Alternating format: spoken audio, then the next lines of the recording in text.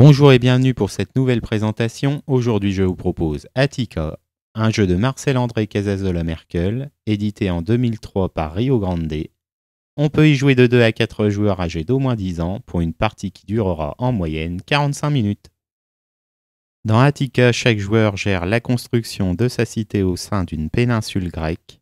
Le but du jeu pour chacun d'eux va être de construire en premier ces 30 bâtiments ou connecter en premier 2 lieux saints avec une chaîne ininterrompue de ces bâtiments. Pour installer le jeu, on va commencer par mélanger les tuiles et les placer face cachée en une pile éloignée du centre de la table. Il existe 3 configurations de plateau de jeu: la configuration à 2 joueurs, la configuration à 3 joueurs et enfin la configuration à 4 joueurs. On place à côté du plateau la réserve d'amphores. Chaque joueur prend un tableau et les 30 jetons bâtiments de la même couleur. Chaque joueur prend ses 6 jetons bâtiments principaux, les mélange face cachée et forme une pile à côté de son tableau. Les 24 jetons restants sont mélangés de la même manière pour former 3 piles de 8 jetons, toujours positionnés à côté du tableau. Chaque joueur pioche alors le jeton supérieur de chacune de ces 4 piles et les place face visible sur les espaces correspondants de son tableau. Mélangez ensuite les 60 cartes paysages et formez une pile face cachée à l'écart du centre de la table. Le premier joueur est désigné et il pioche 4 cartes paysages afin de former sa main de départ. Le joueur à sa gauche en piochera 5, le suivant 6 et le dernier 7.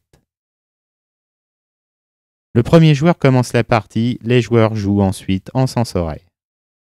À son tour de jeu, un joueur peut soit piocher 2 nouveaux bâtiments, soit construire 3 bâtiments. Le joueur pioche un bâtiment d'une des 4 piles et le regarde. S'il s'acquitte immédiatement du coût de construction, comme nous allons le voir par la suite, il peut placer le jeton sur le plateau de jeu. Sinon, il le place sur l'espace correspondant de son tableau. Il recommence la même opération une seconde fois. Sinon, le joueur peut choisir de construire l'un des bâtiments présents sur son tableau. Il paye le coût de construction et place le jeton sur le plateau. Il peut réaliser 3 fois cette action. Le joueur peut renoncer à tout moment à une ou plusieurs de ces actions contre une ou plusieurs cartes paysages. Un joueur qui renonce totalement à son action tire 3 cartes paysages. Un joueur ne peut jamais construire ou piocher un bâtiment après avoir pioché des cartes. Il n'y a pas de limite au nombre de cartes que le joueur peut posséder. Voyons maintenant comment se passe la construction de bâtiments.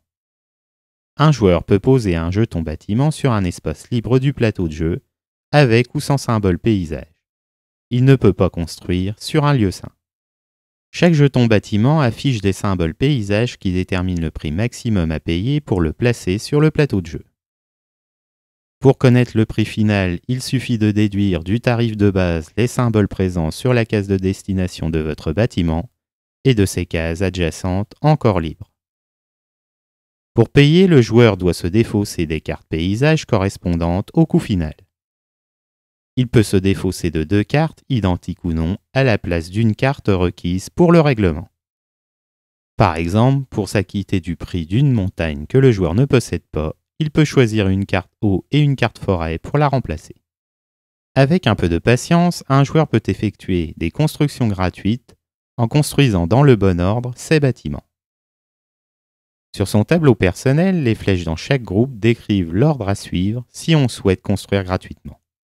Le bâtiment en amont, celui d'où part la flèche, doit déjà être construit sur le plateau de jeu.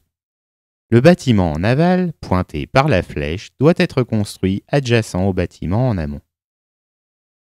Les joueurs ne peuvent pas inverser cet ordre. Les joueurs ne peuvent pas sauter une construction. On ne peut pas utiliser le bâtiment d'un adversaire pour respecter cette règle. Les bâtiments principaux ne peuvent pas bénéficier de cette gratuité. Pour construire une route, un joueur doit payer avec 5 cartes de n'importe quel type. Comme pour les autres bâtiments, ce coût peut être réduit en fonction de son emplacement et des cases libres adjacentes.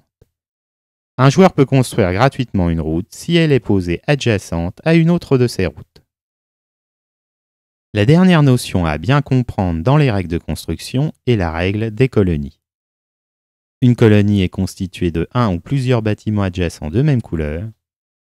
Un joueur fonde une nouvelle colonie quand il pose sur le plateau de jeu un bâtiment qui n'est pas adjacent à l'un de ses autres bâtiments.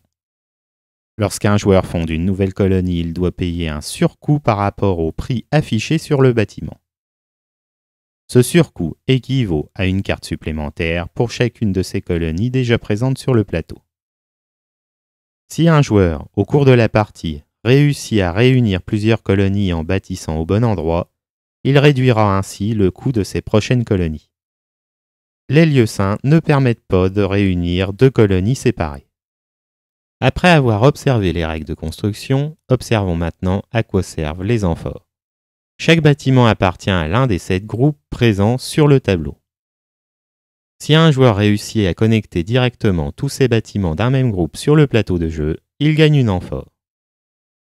Elle peut être utilisée immédiatement ou conservée pour un tour ultérieur. Lorsqu'un joueur utilise une amphore, il peut piocher un bâtiment supplémentaire ou construire un bâtiment supplémentaire. Une amphore peut également être échangée contre une carte paysage. Un joueur peut utiliser autant d'amphores souhaitées pendant son tour de jeu, y compris celles gagnées pendant ce même tour.